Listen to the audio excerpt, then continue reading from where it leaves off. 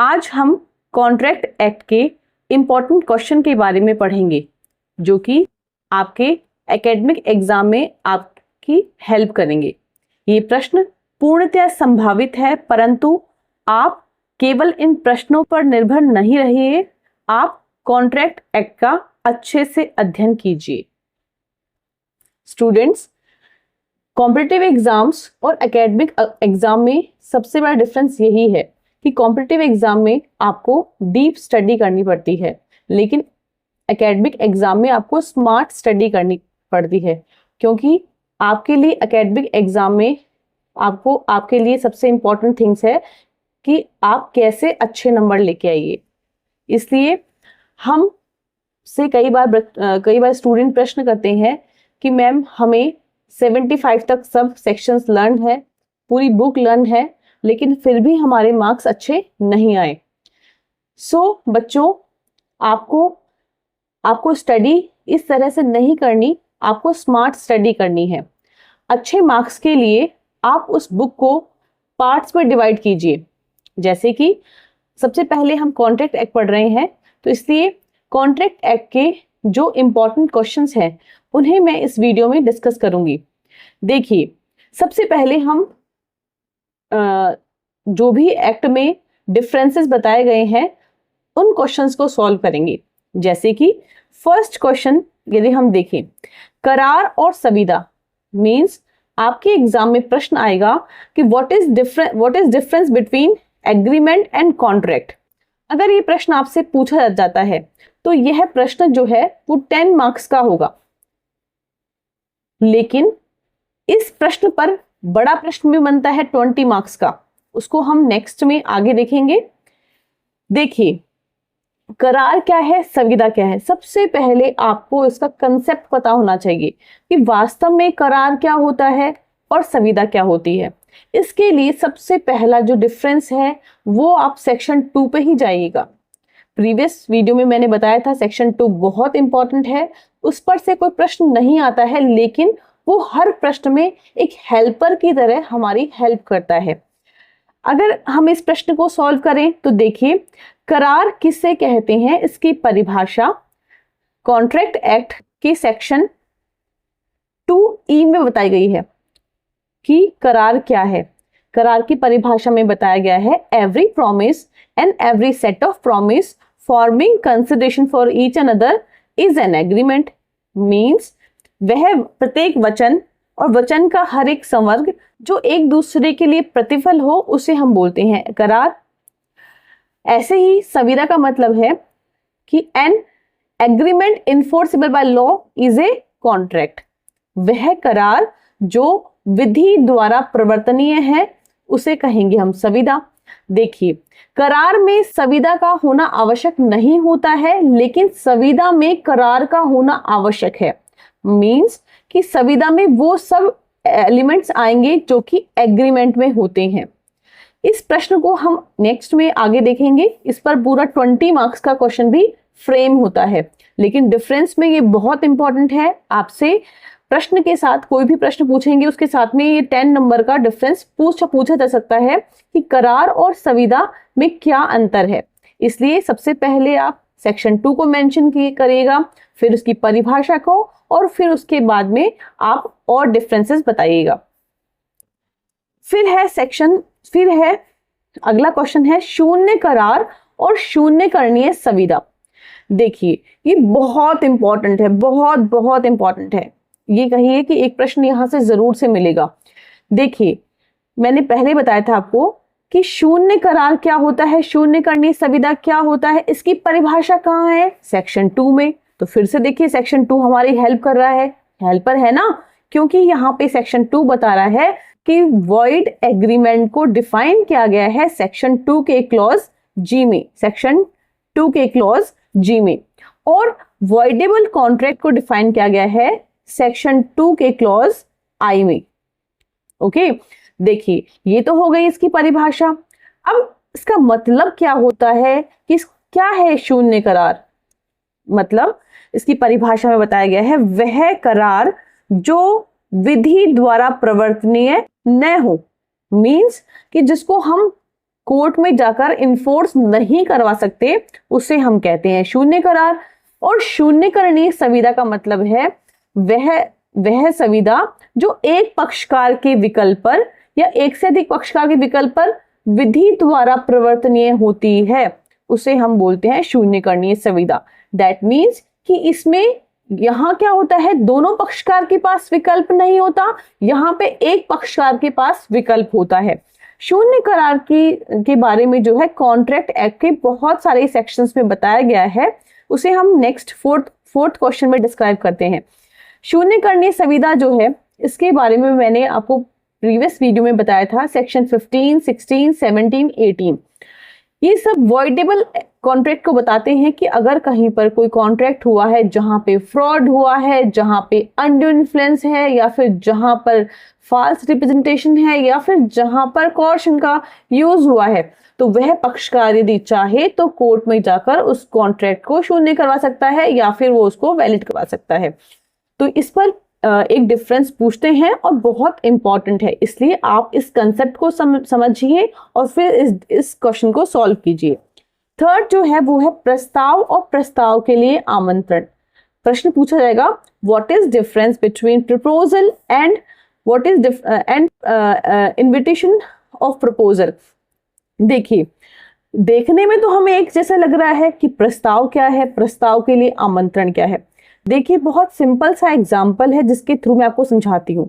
देखिए, प्रपोजल का मतलब क्या है, मेरे पास 2 बीघा जमीन है, मुझे उसे आपको बेचना है, तो मैं आपके सामने एक प्रपोजल लेके आऊंगी कि मेरे पास 2 बीघा जमीन है और आप उसे खरीदना चाहेंगे।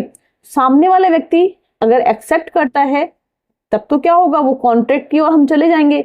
लेकिन अगर वो प्रपोजल को एक्सेप्ट नहीं करेगा तो स्थिति दूसरी होगी। लेकिन जो मैंने कहा वो क्या था, प्रपोजल था। लेकिन जो इनविटेशन टू प्रपोजल का मतलब क्या होता है कि मैं एक दुकान में गई, वहां पर कुछ सामान रखा हुआ था, जैसे कोई साड़ी या कोई भी सामान, ग्रोसरी का कोई सामान या कोई भी सामान रखा हुआ था। मैं वहां गई, मैंने वो सामान को वहां से उठाया और मैंने शॉपकीपर को कहा कि मुझे खरीदना है। शॉपकीपर ने मुझे मना कर दिया, तो मैंने कहा ये क्या है, ये तो मेरा प्रपोजल था, आपने एक्सेप्ट नहीं किया। लेकिन नहीं बच्चों, यहाँ पर जब सामान आपने उठाया, वो सामान जो वहां रखा हुआ था वो क्या था, वो इनविटेशन टू प्रपोजल है, प्रस्ताव के लिए आमंत्रण है। आपको कह रहा है वो कि सामान आपको खरीदना है या नहीं है। आपने उस सामान को उठाया और फिर दुकानदार के पास ले गए। दैट मीन्स कि अब आप उसे प्रपोजल कर रहे हो। दुकानदार की इच्छा होगी वो उसे एक्सेप्ट करे या नहीं करे, वो उस पर डिपेंड करता है। लेकिन आपने सामान उठाते ही प्रपोजल नहीं किया, वो इनविटेशन टू प्रपोजल है। ओके, तो इसलिए ये बहुत इंपॉर्टेंट है, आपको इस प्रश्न को अच्छे से देखना है। इस पे एक 10 नंबर का क्वेश्चन बनता है। नेक्स्ट है शून्य करार और शून्य संविदा। देखिए, अभी हमने ऊपर इस पे चर्चा की शून्य करार, इसकी डेफिनेशन सेक्शन 2 में दी गई है। सेक्शन 2 के क्लॉज जी में शून्य करार किसे कहते हैं। शून्य संविदा जो है इसकी डेफिनेशन दी गई है सेक्शन 2 के क्लॉज आई में। ओके, देखिए, शून्य करार जो है इस पर 20 मार्क्स का एक क्वेश्चन आता है। 20 मार्क्स का एक क्वेश्चन आता है, बहुत इंपॉर्टेंट है, बहुत ज्यादा इंपॉर्टेंट है शून्य करार, क्योंकि इसको एक्ट में पर्टिकुलर किसी जगह पे मेंशन नहीं किया गया है कि कौन से करार शून्य है। आपको ढूंढना पड़ेगा कि किस किस सेक्शंस में जो है वो शून्य करार को बताया गया है। जैसे सेक्शन 11 में कि यदि कोई माइनर जो है वो एग्रीमेंट करता है वो क्या होगा, वो शून्य होगा। 20 में बताया गया है कि यदि कोई भूल से, दोनों पक्षकारों की भूल से कोई भी एग्रीमेंट होता है तो क्या होगा, वो शून्य होगा। 23 में बताया गया है यदि कोई उद्देश्य प्रतिफल विधि विरुद्ध है तो क्या होंगे, वो शून्य होंगे। 25 में है बिना प्रतिफल के करार, शून्य होंगे। 26 में बताया गया है कि विवाह अवरोधक करार, शून्य होंगे। 27 में है व्यापार अवरोधक करार, शून्य होंगे। ऐसे ही 28, 29, 30, जैसे 30 में बताया गया है वेजरिंग कॉन्ट्रैक्ट मतलब कि बातचीत करार। 29 में बताया गया है कि अनिश्चित अर्थ वाले करार। तो ये सभी जो है क्या होंगे, शून्य होंगे। तो इस पर एक 20 मार्क्स का क्वेश्चन बनता ही बनता है, बहुत इंपॉर्टेंट है। इसलिए इस प्रश्न को हल करने के लिए आपको इन सेक्शंस की नॉलेज का होना बहुत जरूरी है। नेक्स्ट है शून्य संविदा। वह संविदा जो विधि द्वारा प्रवर्तनीय नहीं रह जाती। देखिए, इसको बताया गया है सेक्शन 2 के क्लॉज जे में। आई में बताया गया है वॉइडेबल कॉन्ट्रैक्ट के बारे में, जे में बताया गया है वॉइड कॉन्ट्रैक्ट के बारे में। देखिए, शून्य संविदा के बारे में कॉन्ट्रैक्ट का सेक्शन 56 का क्लॉज 2 बताता है कि कब कोई संविदा जो है वो शून्य हो जाएगी। इसे हम एक एग्जाम्पल के थ्रू बताते हैं। जैसे क्या हुआ, एक लड़का और एक लड़की दोनों ने कॉन्ट्रैक्ट किया कि हम शादी करेंगे, ओके। लेकिन क्या हुआ, जिस दिन शादी होनी थी वो लड़की मर गई। अब क्या हुआ, एग्रीमेंट तो नहीं था, ये क्या था, कॉन्ट्रैक्ट था, लेकिन अब लड़की मर गई तो क्या हुआ, ये कॉन्ट्रैक्ट क्या हो गया, शून्य हो गया। यहाँ ये एग्रीमेंट नहीं था, ये कॉन्ट्रैक्ट था, तो ये क्या होगी, शून्य संविदा। स्टूडेंट्स, जैसे मैंने ये डिफरेंस को यहाँ पे मेंशन किया, ये इंपॉर्टेंट है, श्योर नहीं है, इंपॉर्टेंट है। लेकिन ऐसे ही अगर आप चाहते हो कि आपको अच्छे नंबर मिले तो आप कॉन्ट्रैक्ट एक्ट में जितने भी डिफरेंस हैं उनको एक पेज पे उनको पेजेस पे नोट डाउन कीजिए और उन्हें बार बार रिवाइज कीजिए। उससे आपके जो मार्क्स हैं वो बहुत अच्छे आएंगे। देखिए, नेक्स्ट जो हमें करना है वो क्या करना है कि एक प्रश्न जो है राजस्थान में इंपॉर्टेंट केस लॉस पे आता है कि आपके 9 क्वेश्चंस जो होंगे वो तो थ्योरी बेस होंगे, 1 क्वेश्चन जो है वो केस लॉ पे होगा। केस लॉ में ये 4 केसेस जो हैं ये बहुत इंपॉर्टेंट है। फर्स्ट है Carlill versus Carbolic Smoke Ball Company, दूसरा है मोहरी बेबी वर्सेस धर्मदास घोष, थर्ड है लालमन शुक्ला वर्सेस गौरी दत्त, फोर्थ है हेडले वर्सेस बैक्सनडेल। देखिए, ये केसेस इंपॉर्टेंट हैं, बट मैं आपको एक एडवाइस देना चाहती हूं। अगर आपके एग्जाम में इन में से कोई भी प्रश्न आता है तो आप उसे अटेम्प्ट नहीं कीजिए, क्योंकि यहाँ पे मार्क्स मिलने की संभावना बहुत कम होती है। क्योंकि जिस मटेरियल से आप पढ़ रहे हैं या फिर आपके बुक्स हैं या फिर सीरीज है, कुछ भी है, वहां पर इनके बारे में पूर्ण रूप से जानकारी नहीं दी गई है। जो हमारी ऑथेंटिक बुक्स है, अच्छी बुक्स हैं, वहां पे तो इन केसेस को अच्छे से डिस्क्राइब किया गया है, लेकिन हर जगह जो है इनके बारे में पूर्ण रूप से लिखा नहीं गया है। अगर आप उस केस को लेकर के बहुत श्योर हैं और आपने उसको डीप में पढ़ा है, या तो गूगल से पढ़ा है या फिर कहीं किसी किताब से बहुत अच्छे से तैयार किया है, तभी आप उस प्रश्न को अटेम्प्ट कीजिएगा। क्योंकि उस केस के फैक्ट्स और उस केस का जजमेंट अगर आपको पता है तो ही करना। इन सब में से अगर मैं आपको कहूँ मोहरी बीवी का केस आपको मिले तो फिर भी आप अटेम्प्ट कर सकते हो, क्योंकि ये केस जो है इसमें बहुत सारा मैटर बुक्स में दिया गया है। बाकी आपको केस लॉ में मार्क्स नहीं मिलते हैं। लेकिन यदि आपके पास कोई क्वेश्चन ऑप्शन में नहीं है, आपको प्रश्न नहीं आ रहे, आपके 4 प्रश्न ही बैठ रहे हैं, तब आप इस क्वेश्चन को भी अटेम्प्ट कर सकते हो। स्टूडेंट्स, एलएलबी के एग्जाम में जनरली 2 शॉर्ट नोट तो आते ही हैं जो 10-10 मार्क्स के आते हैं। दैट मीन्स 20 मार्क्स का एक शॉर्ट नोट आएगा। 20 नंबर का आपका जो है एक शॉर्ट नोट मतलब टिप्पणियों के रूप में आएगा। देखिए, मेरी आपको एडवाइस है कि निश्चित रूप से आप इस प्रश्न को जरूर से अटेम्प्ट कीजिए, क्योंकि इसमें आपको बहुत अच्छे नंबर मिलने की पूरी संभावना है। यहाँ पे अगर 10 मार्क्स में से अगर आपको एग्जामिनर 7 या 8 देता है और नेक्स्ट में 7 या 8 देता है तो आपका रेशियो अच्छा होगा। इसलिए शॉर्ट नोट तो आप छोड़िएगा मत, इसलिए क्योंकि वो बहुत इंपॉर्टेंट है और आपको मार्किंग दिलाने के लिए आपको हेल्प करेंगे। देखिए, शॉर्ट नोट कुछ मैं यहाँ मेंशन कर रही हूँ जिन पे प्रश्न बनता है। मैंने प्रीवियस वीडियो में जो सेक्शंस बताए थे आपको, इंपॉर्टेंट सेक्शंस, उसमें भी मैंने बताया है कहाँ से शॉर्ट नोट बनने की संभावना है, तो आप उनकी भी हेल्प ले सकते हैं। देखिए, फर्स्ट शॉर्ट नोट अगर हम देखें तो ये ग्रुप है। एक ग्रुप मतलब कि इनमें से एक टिप्पणी डेफिनेटली बनती है, जैसे कि अनड्यू इन्फ्लुएंस, असम्यक असर। अनड्यू इन्फ्लुएंस जो बताया कहाँ गया है, सेक्शन 16 में, कि अगर हम किसी पर अनड्यू इन्फ्लुएंस डालते हैं, जैसे कोई डॉक्टर है अपने पेशेंट को या वकील अपने क्लाइंट पर कोई अनड्यू इन्फ्लुएंस डालकर कोई कॉन्ट्रैक्ट कराता है, तो वो क्या होगा बच्चों, वॉइडेबल होगा। फिर प्रपीड़न, प्रपीड़न का मतलब क्या है, कॉर्शन। यदि कोई व्यक्ति जो है कोई ऐसा कार्य करता है, कार्य करने की धमकी देता है जिससे जो कार्य कैसा है, जो आईपीसी के अगेंस्ट है, या फिर किसी व्यक्ति से कोई संपत्ति लेता है या उस संपत्ति का क्या करता है, अनलॉफुल उसको निरोध करता है, तो क्या होता है, वो प्रपीड़न है। इसको मेंशन किया गया है सेक्शन 15 में। बहुत सिंपल है, याद करोगे तो आराम से याद हो जाएगा। नेक्स्ट है फ्रॉड। ये सब टिप्पणियां जो है, इनकी परिभाषा जो है जुडिशरी के एग्जाम्स में, जो आपके कॉम्पिटिटिव एग्जाम है, आरजेएस है या कोई भी स्टेट की जुडिशरी है, उस पर भी बनता है। इसलिए इनकी जो परिभाषा है उनको आप एज इट इज डायरेक्ट से लर्न कीजिए, मन से आप मत लिखिए। अगर आपको अच्छे नंबर लाने हैं, साथ ही साथ आपको अपने फ्यूचर में कोई जुडिशरी के एग्जाम्स आप अटेम्प्ट करना चाहते हैं तो इन्हें अभी आप याद कर लीजिए। नेक्स्ट है फ्रॉड। फ्रॉड की डेफिनेशन कहाँ बताई गई है, 17 में। बहुत इंपॉर्टेंट है।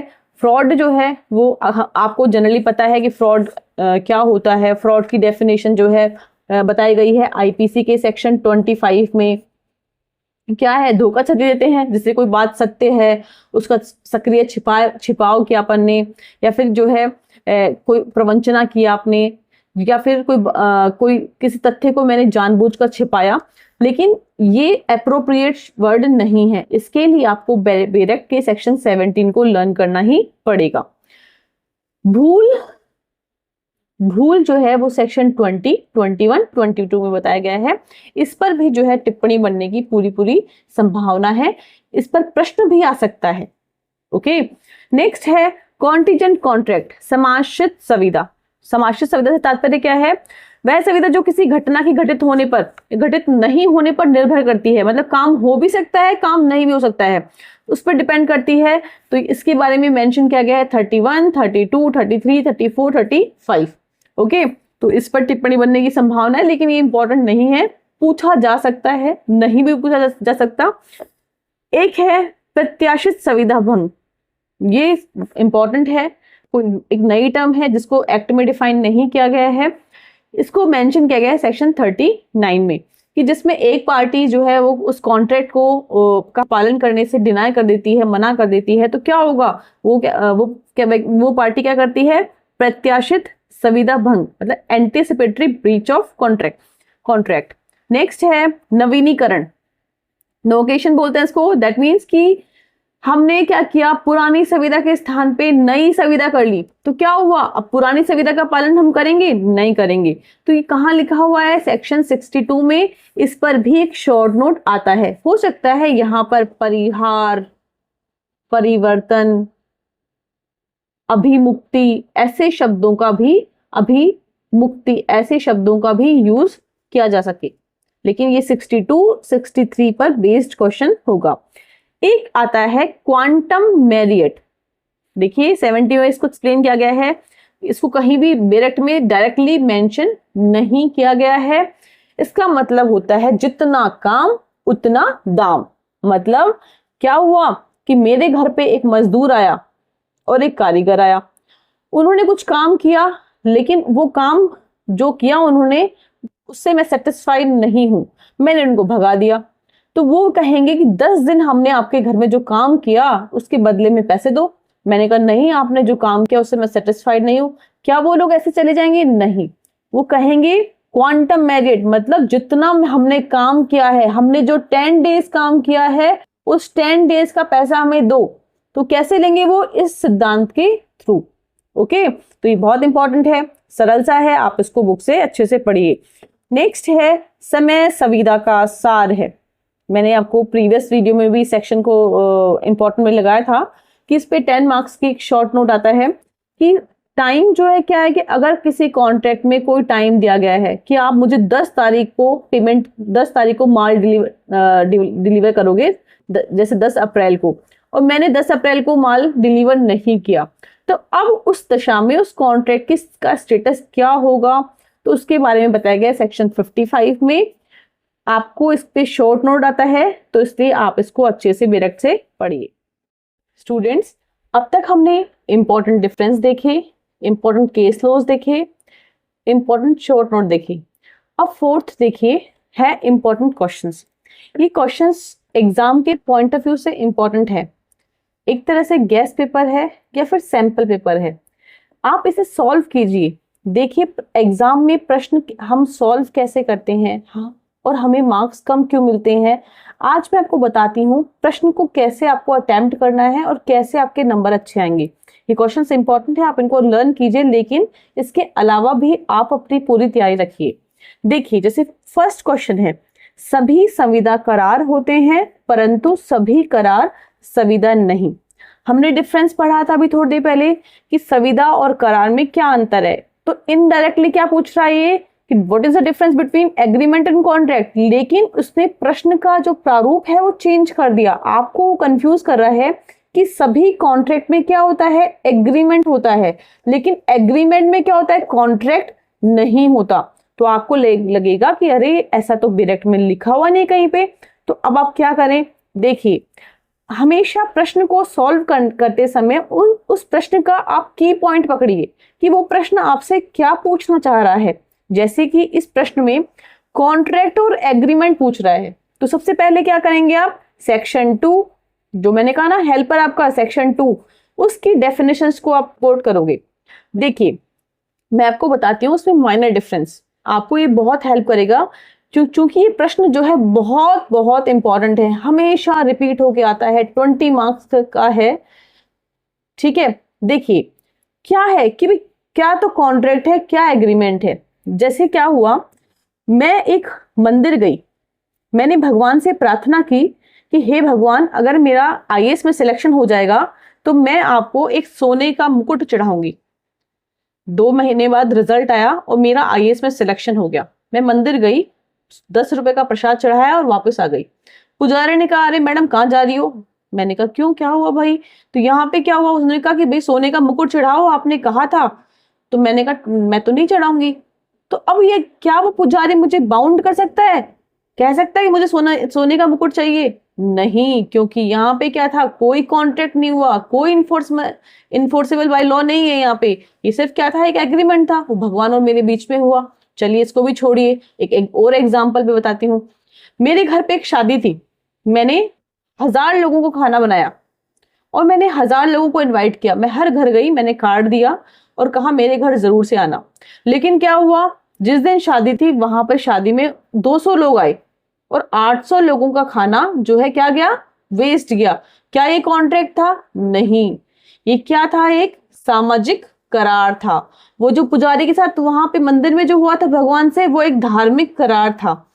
ऐसे ही संविदा जो है वो करार नहीं होता, उस करार के एलिमेंट्स होते हैं उसमें, लेकिन हम इसमें और इसमें डिफरेंस क्या है कि हम अगर ब्रीच ऑफ कॉन्ट्रैक्ट होता है तो हम क्या कर सकते हैं, कोर्ट में जाएंगे और वहां से क्या करेंगे, हम कंपनसेशन लेंगे, उस पार्टी को बाउंड करेंगे कि भाई हमारी कॉन्ट्रैक्ट को अब इन्फोर्स करवाओ। तो इन दोनों में डिफरेंस है। अब देखो कॉन्ट्रैक्ट क्या हुआ, कॉन्ट्रैक्ट में क्या होता है कि मैंने कहा मेरे पास 3 बीघा जमीन है, सामने वाली पार्टी ने क्या किया, उसने कहा ठीक है मुझे 3 बीघा जमीन खरीदनी है।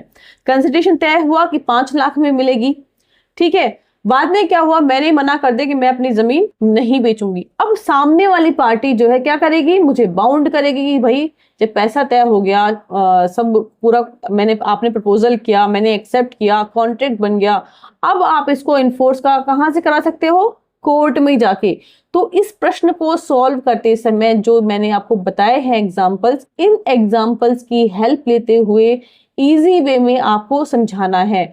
और कैसे इस प्रश्न को सॉल्व करना चाहिए उसके लिए मैं अलग से एक वीडियो बनाऊंगी जिसमें बताऊंगी कि आपको किसी प्रश्न को सॉल्व करते समय किन किन बातों का ध्यान रखना चाहिए, जिससे एग्जामिनर पे बहुत अच्छा प्रभाव पड़ेगा और वो आपको अच्छे मार्क्स देगा। नेक्स्ट क्वेश्चन है, सभी अवैध करार शून्य होते हैं किंतु सभी शून्य करार अवैध नहीं होते। वो प्रीवियस क्वेश्चन की तरह थोड़ा प्रश्न को घुमा दिया आप।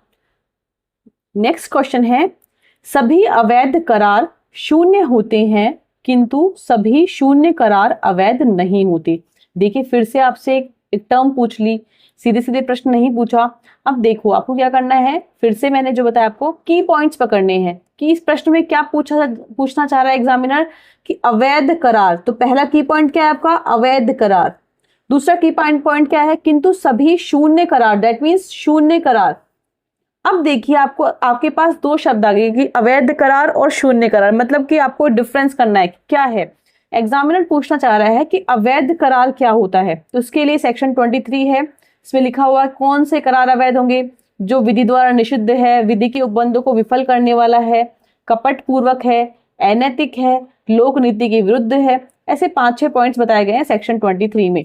शून्य करार के बारे में मैंने प्रीवियस जब मैंने आपको बताया था डिफरेंस में वॉइडेबल में, वहां मैंने बताया था कि कौन से करार शून्य होते हैं। तो शून्य करार में मैंने फिर से आपको रिपीट कर रही हूँ 11, उसके बाद में आपको 20, 23, 25, 6, 7, 28, 29, 30। इन सेक्शन तो ये सेक्शंस तो रामबाण है, आप इनको याद कर लीजिए क्योंकि शून्य करार यही होंगे और साथ में 36 एक ये भी है। तो आपको ये सेक्शंस को अच्छे से लर्न करना है क्योंकि यहाँ पे डायरेक्ट कहीं लिखा हुआ नहीं है कि शून्य करार ये होंगे, लेकिन इन सेक्शंस को जब आप पढ़ोगे ना तो इनका मीनिंग जो आएगा वो यही आएगा कि ये शून्य करार है। ओके, नेक्स्ट क्वेश्चन है प्रस्ताव की परिभाषा एवं वैध प्रस्ताव के आवश्यक तत्व एवं प्रकार। देखिए कई बार हड़बड़ी में, जल्दबाजी में हम प्रश्न को पढ़ते नहीं है सही तरह से, इसलिए हमारे मार्क्स जो है, हमने देखा प्रस्ताव ठीक है मैडम ने बताया था बस की पॉइंट पकड़ना और भाग लिए, ऐसा नहीं करना है बच्चों। सबसे पहले उस क्वेश्चन को समझिए कि एग्जामिनर आपसे क्या पूछना चाह रहा है। जैसे ऊपर वाले क्वेश्चंस में तो क्या है, हमसे डायरेक्ट क्वेश्चन नहीं पूछा गया है, वो इनडायरेक्ट पूछा गया है, लेकिन यहाँ पे तो क्या है, प्रश्न को सीधे रूप में पूछा गया है। प्रश्न का जो है इसके 3 पार्ट कर लीजिए। पहला क्या है, प्रस्ताव की परिभाषा, that means definition, first point. दूसरा है वैध प्रस्ताव के आवश्यक तत्व, दैट मीन्स कि दूसरा पॉइंट। तीसरा इसके प्रकार, दैट मीन्स कि इस प्रश्न के जो मार्किंग है वो 3 चीजों को लेके होगी। आपको परिभाषा भी लिखनी है, आपको तत्व भी लिखने हैं, आपको प्रकार भी लिखने हैं।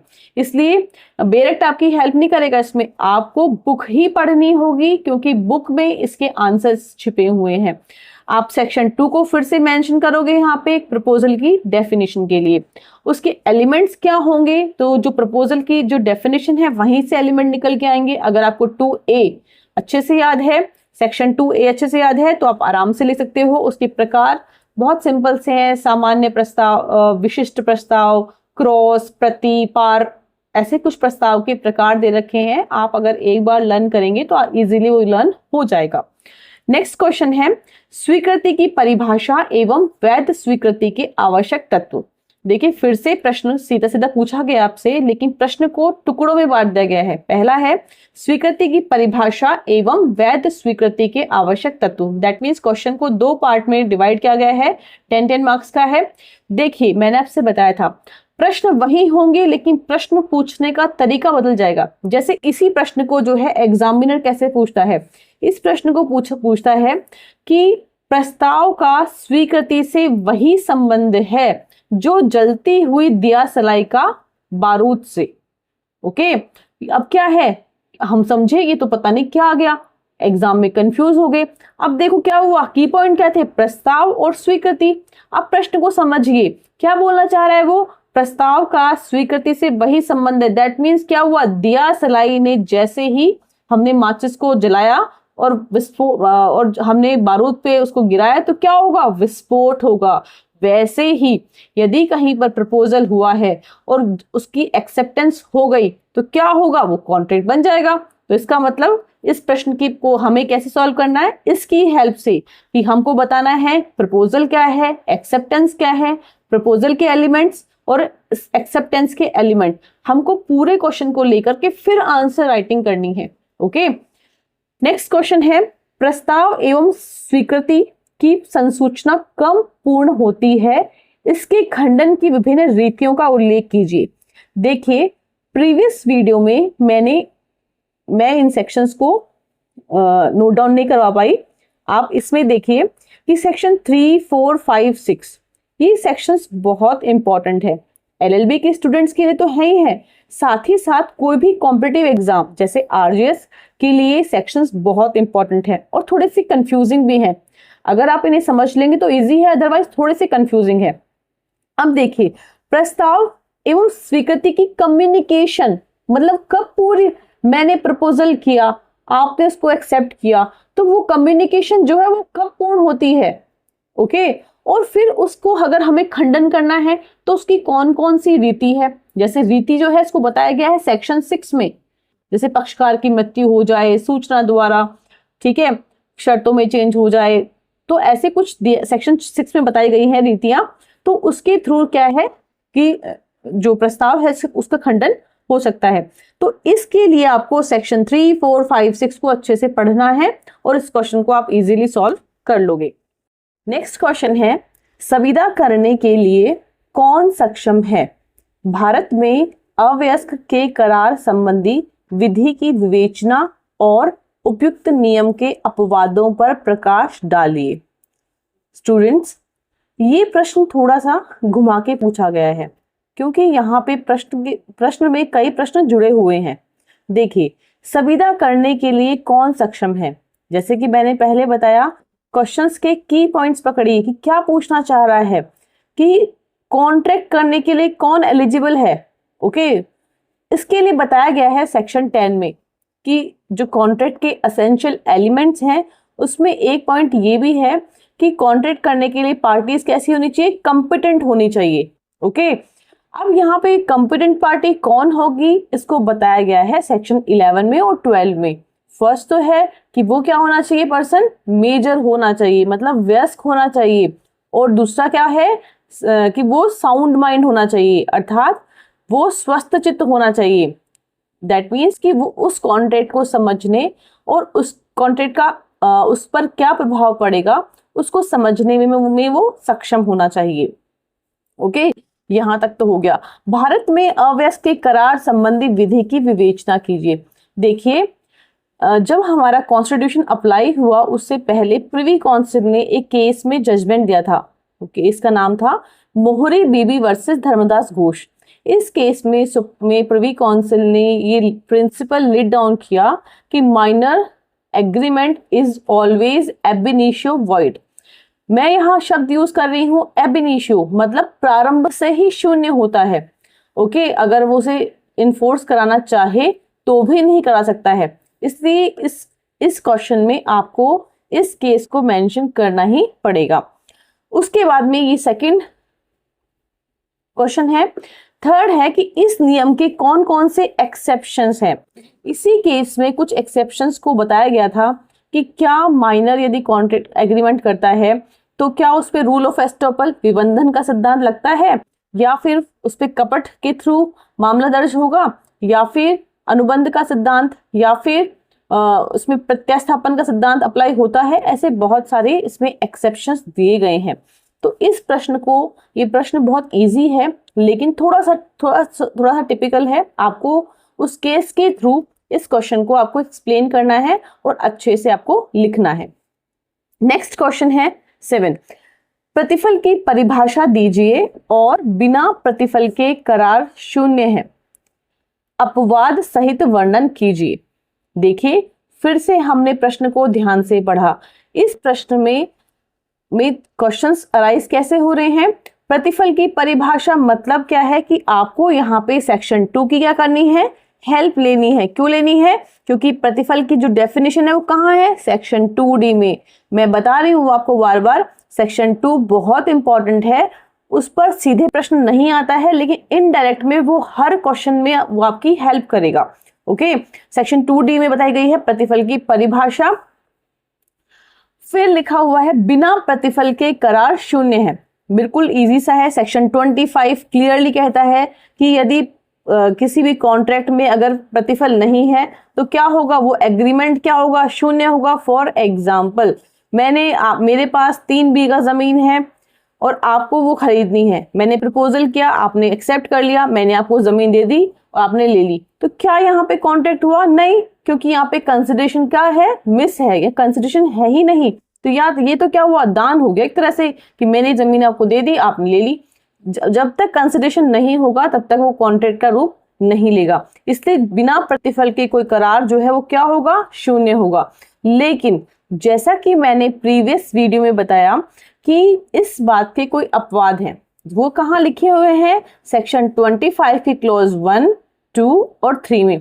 जैसे नैसर्गिक प्रेम स्नेह से हो, टाइम बार्ड कोई है, तो इस सेक्शन 25 में बताया गया है उसके एक्सेप्शंस। प्रीवियस वीडियो में मैंने कहा था सेक्शन 25 इंपॉर्टेंट सेक्शन है, लेकिन कभी भी सीधे प्रश्न इस पे नहीं पूछा जाता है। हमेशा ये प्रश्न जो है वो प्रतिफल के साथ अटैच होता है और उसके बाद में ये प्रश्न पूछा जाता है।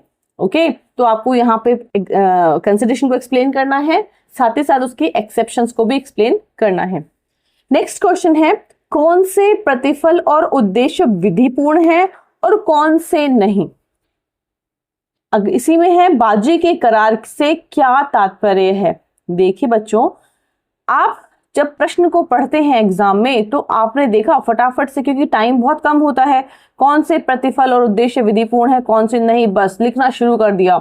आपका ध्यान इस प्रश्न पे गया ही नहीं, क्योंकि क्या हुआ, यहाँ पे ये आपसे 2 प्रश्न पूछ रहा है और दोनों डिफरेंट डिफरेंट सेक्शन में है। अभी तक तो क्या हो रहा था कि हम प्रतिफल की बात कर रहे थे, प्रतिफल पे थे।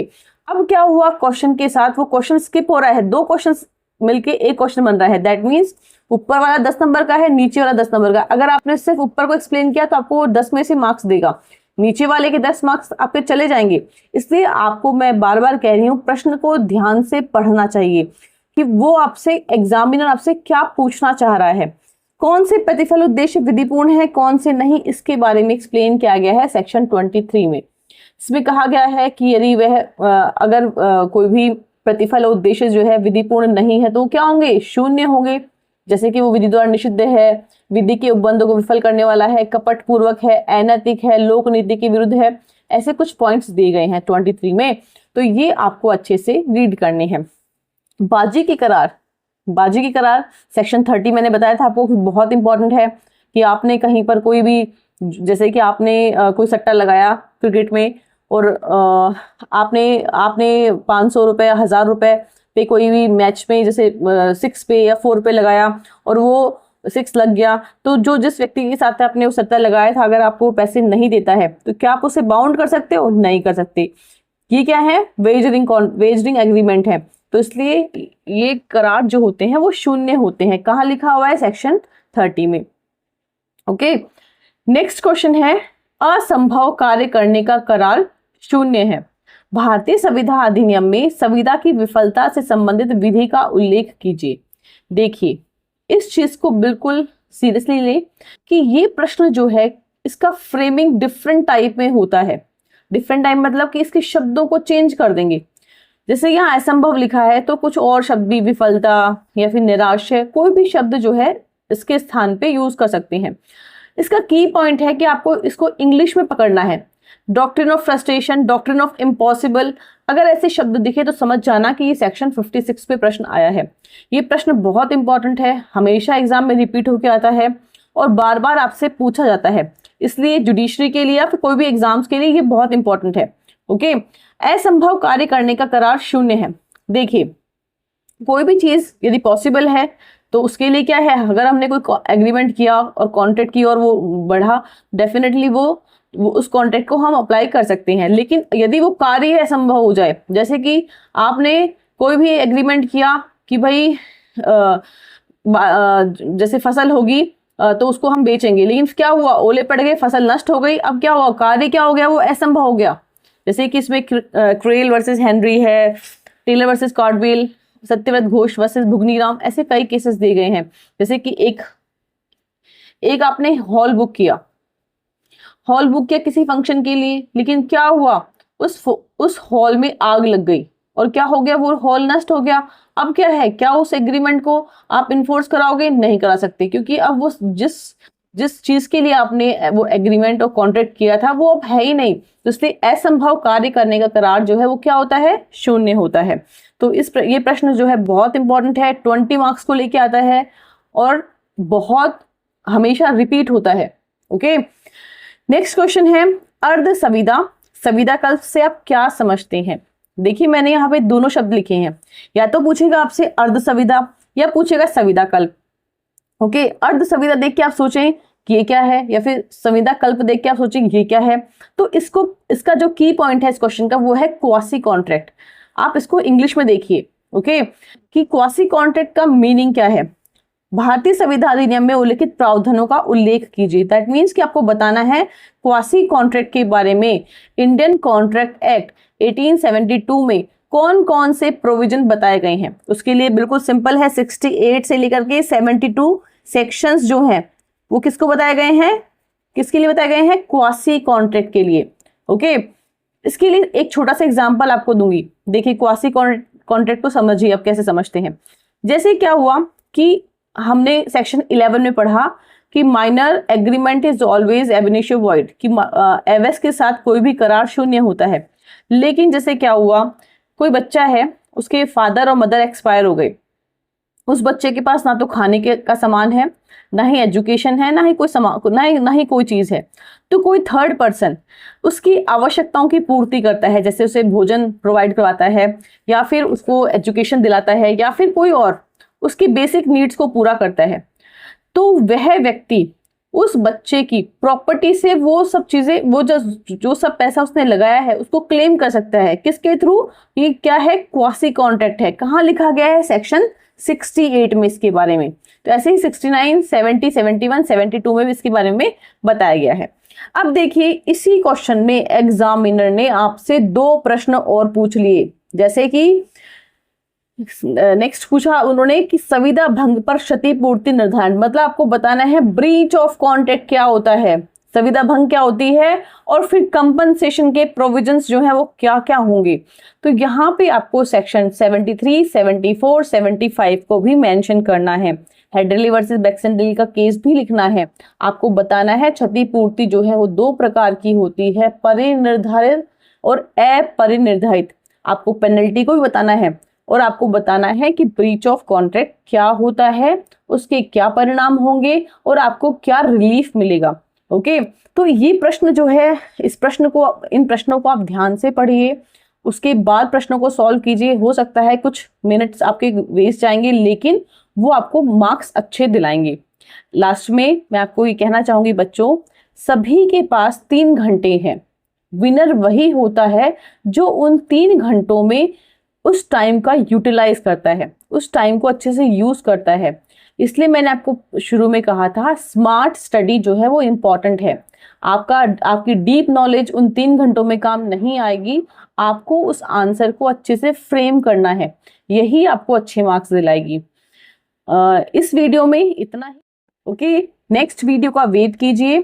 सभी क्लासेस की, चाहे वो LLB फर्स्ट ईयर हो, सेकेंड ईयर हो, थर्ड ईयर हो, सभी के इंपॉर्टेंट क्वेश्चंस को मैं वीडियोस में डिस्कस करूंगी। साथ ही साथ आरजेएस के स्टूडेंट्स के लिए भी जो स्ट्रैटेजी है उसको मैं आपको शो करूंगी, और आरजेएस की क्लासेस भी आपको लूंगी ऑनलाइन। और इसलिए आप मुझसे जुड़े रहने के लिए इस चैनल को लाइक कीजिए, सब्सक्राइब कीजिए, ताकि आगे आने वाले वीडियोस की नोटिफिकेशन आपको मिल सके। इसलिए बेल आइकन पर प्रेस कीजिए। Okay, thank you.